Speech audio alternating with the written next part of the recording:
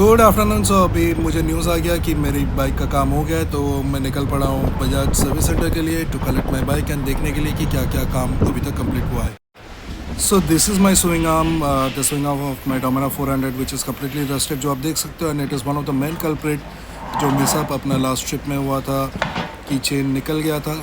So this is one of the reason and you can see कि क्या हालत है।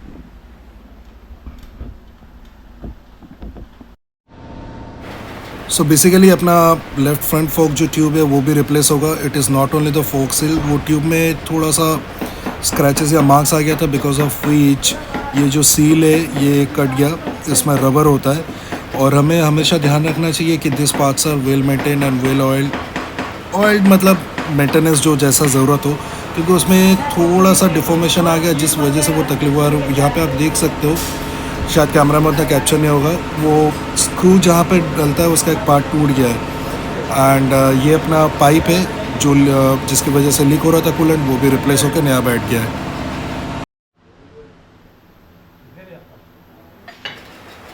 अन्ना अपना काम करते हुए, और ये मेरा पुराना पाइप है जो रिप्लेस होके नया डलेगा। तो इसमें थोड़ा सा डिफॉर्मेशन आ गया था, तो अन्ना का कहना है उसकी वजह से जो अपना सील है वो कट गया था, एंड दैट्स वाई ये रिप्लेस करना है और ये अपना नया जो पाइप है बैठ के फिटिंग हो रहा है। सो this is how the bike looks like now. Almost सारे पार्ट्स चेंज हो गए and this is the new swing arm. Swing arm अपना रिप्लेस होकर नया बैठ गया है और जो चेन स्लाइडर है वो भी रिप्लेस हो गया है। ये अपना ओटी है और अपना बाइक का काम अभी भी चालू है and it is still in progress, and I am hoping कि आज तक मुझे मेरी बाइक मिल जाएगी। This is the rear master cylinder जो अभी चेंज हो रहा है क्योंकि पुराना वाला दिक्कत दे रहा था, so it's replace now. And this is the Bajaj DTSI oil जो मैं अभी डालने वाला हूँ, फ्लशिंग द ओल्ड ऑयल। भाई अभी निकल गए बजाज के सर्विस सेंटर जो पानिया बजाज है गांधीवली में, वहाँ से 2 हफ्ता टाइम लगा उनको टोटल पार्ट्स सोर्स करके रिप्लेस करने में। सो बेसिकली अब क्या बताऊँ, आधी से ज़्यादा बाइक तो नई बन गई है, काफ़ी पैसा भी खर्चा हुआ है इसमें, और ये नतीजा है कि मेरा जो डिसीजन था कि सेकेंड हैंड बाइक लेने का, इस बार ये बैकफायर किया। क्यों, वो मैं बाद में बताऊँगा। अभी देखो, बेसिकली टेक्निकली देखा जाए तो इंजन छोड़ दो, इंजन पुराना है, जो अपना चैसी है वो पुराना है, और फेयरिंग प्लास्टिक पार्ट्स ये पुराना है, 2 अलॉय व्हील्स, बाकी सब कुछ ऑलमोस्ट नया है। तो इस बार क्या क्या चेंज करवाना पड़ा। पहला जो कूलेंट लीक हो रहा था वो तभी पकड़ा नहीं गया था। अभी समझ में आया कि जो अपना लेफ्ट साइड में एक पाइप रहता है, that is basically one of the outlet pipe. वहाँ आउटलेट नहीं, that is one of the inlet pipe, जो भी इनलेट हो आउटलेट हो, बेसिकली वहाँ से लीक हो रहा था और वो आपका कूलेंट उस वजह से बाहर आ रहा था, तो वो पाइप रिप्लेस हुआ। देन चेन स्लाइडर का इशू था, चेन स्लाइडर रिप्लेस हुआ। अब चेन स्लाइडर का इशू इस वजह से हुआ क्योंकि चेसी रस्टेड था और उसमें एक पार्ट्स भी मिसिंग था। तो इन शॉर्ट चेसी की वजह से वो चेन स्लाइडर निकल गया और चेन भी गिरा और इतना बड़ा तकलीफ़ हुआ।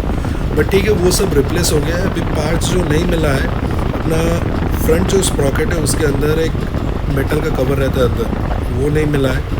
जो अपना हैंडल बार का क्लैंप है वो भी नहीं मिला है। तो ये सब मैं ऑर्डर करने वाला हूँ ऑनलाइन, क्योंकि बजाज में कितना टाइम लगेगा। छोटे पार्ट्स है तो शायद स्टैंड अलोन मतलब इंडिविजुअल पार्ट्स ऐसे छोटे छोटे ऑर्डर करने में टाइम जाता है, तो मुझे उनके लिए रुकना नहीं है। 99 RPM बोल के एक साइट है जो मैंने ढूंढ निकाला है, यहाँ सारे बजाज के पार्ट्स आपको मिल जाते हैं with part number, you can find it. So that is where मैं वहाँ से ऑर्डर करने वाला हूँ और फिर देखते हैं। अब मुझे डाउट है, ये जो मैंने राइज़र किट डाला है, राइज़र किट की वजह से भी ये क्लैंप टूटने का दिक्कत हो सकता है, क्योंकि राइज़र किट डालने से पहले फ्रंट से जो ढक ढक आवाज़ है ये नहीं आता था। तो अब ये मैं देखूँगा रिप्लेस करके कि कैसे होता है, क्या होता है, वो प्लग एंड प्ले करके देखना पड़ेगा। But one thing I would like to suggest कि हम लोग नॉर्मली राइज़र किट डालते हैं हैंडल बार के लिए for our comfort, but be careful कि आप किस तरह का राइज़र किट डाल रहे हो या फिर आप यूज़ कर रहे हो, because that might impact. Custom parts का ये एक बहुत बड़ा इशू है, ये मैंने रॉयल एनफील्ड के टाइम में भी देखा है, क्योंकि जो क्वालिटी ऑफ प्रोडक्ट है दैट मैटर्स। अभी भी इंडिया में कस्टम पार्ट्स उस लेवल का क्वालिटी अटेन नहीं किया है। अब क्यों इतना डिटेल्स में मैं नहीं जाऊँगा, ये आपके ऊपर है।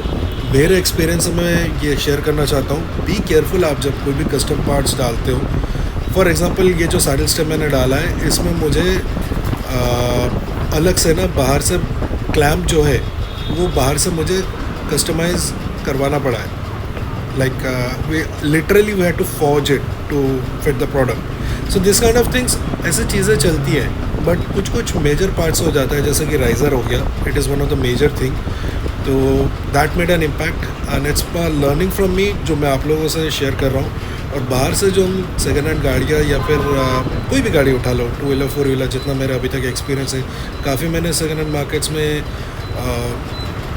काफ़ी एक्सपीरियंस हो चुका है। बहुत सारा मेरा 2 व्हीलर्स रह चुका है, 4 व्हीलर्स भी 3 हो गए। ये इसमें इश्यूज़ क्या होता है पता है, ये कैसे स्कैम करते हैं, बहुत सारी चीज़ें जो आपको बताते नहीं हैं, और उसमें से टेक्निकल चीज़ें बहुत सारी होती हैं जो which you can not figure out yourself. और कोई मैकेनिक लेके जाओगे तो भी ज़रूरी नहीं है कि आप 100% फिगर आउट कर सकते हो। बट देन अगेन क्या होता है कि हमारा ख़रीदने का 2 रीज़न होता है। या तो होता है कि भाई हाथ साफ़ करो, उसके लिए चाहिए, या तो फर्स्ट बाइक काइंड ऑफ, या तो मेरे जैसे जो हर 6 महीने साल भर में चेंज करते रहते हैं। सो इन एनी केस ट्राई कि वो 3-4 साल से ज़्यादा पुराना ना हो, at least that is the first thing. उससे भी कम हो better, and definitely the price point. And Bajaj में वापस में क्यों आया, द रीज़न इज़ दिस, जो availability of parts, that is one thing. Top of that मैंने AMC लेके रखा है, तो ऑब्वियसली वहाँ पे 5% मुझे डिस्काउंट मिल जाता है। And this time I have developed a better rapport with them. जो मैकेनिक है वो भी सीनियर मैकेनिक था, अन्ना जो काम कर रहा था। एंड ये लास्ट डे में लिटरली काम हुआ है, ठीक है। एंड बहुत सारा पार्ट्स पहले से ऑर्डर्ड हो जाना चाहिए था, ठीक है। ऐसे ऊपर नीचे होती रहती है चीज़ें, I don't expect 100% to be perfect, and this can be handled. जो मेजर था वो हो गया, जो फ्रंट फोक था वो भी रिप्लेस हो गया। एंड अन्ना ने मुझे दिखाया कि जो अपना लेफ्ट साइड का फोक है उसमें से एक छोटा सा मार्क था, मार्क नहीं बोल सकते, इट वाज डिफॉर्मेशन। तो उसका कहना था it is because of that जो ऑयल सील है वो लीक हुआ है, that might be one of the reason, ठीक है। आई नो अब क्या बताऊँ मैं, ये यहाँ पे नहीं बताना चाहता, this is not the right platform to make a comment, but आप लोग समझदार हो, समझ लेना। But anyways I went ahead and changed it because I can afford it. It's not that everybody can, so it is for that everybody. क्या आप समझ लेना, आपका बाइक में या फिर कार में अगर कोई इशू होता है, people will come to you and they will try to sell you parts which are not required even, okay. But ठीक है, it is up to your understanding, how good you understand your bike, your car, your vehicle, whatever it is. Now going ahead, मुझे ये कहना है कि बजाज से मुझे ना एक बेटर रिस्पॉन्स मिला। जैसे गुजरात में केना बजाज, दे रिस्पॉन्डेड इवन दो छुट्टियाँ चल रही थी। फिर दूसरे जो भी लोग थे, एक जहाँ पे मैं गया था, they used to be authorised Bajaj service centre, but अब वो लोग नहीं है, but still they help me. So these are the kind of things. And mechanical failures हो ही सकते हैं, these are some random things. It is not necessary कि आप न्यू बाइक लोगे उसमें मैकेनिकल फेलियर नहीं होगा। So for that you just can not blame a brand, और फॉर जस्ट आप नहीं कर सकते। All that you can do is ensure, आप इंश्योर कर सकते हो कि आपका सर्विसिंग टाइम पे हो, जो पार्ट्स आपको पता है टू बी चेंज्ड वो टाइम पे चेंज हो। That's at its best you can do. So guys, I will bring in more details in my next vlog. Till then, stay safe, ride safe, and have a rocking life. Bye bye.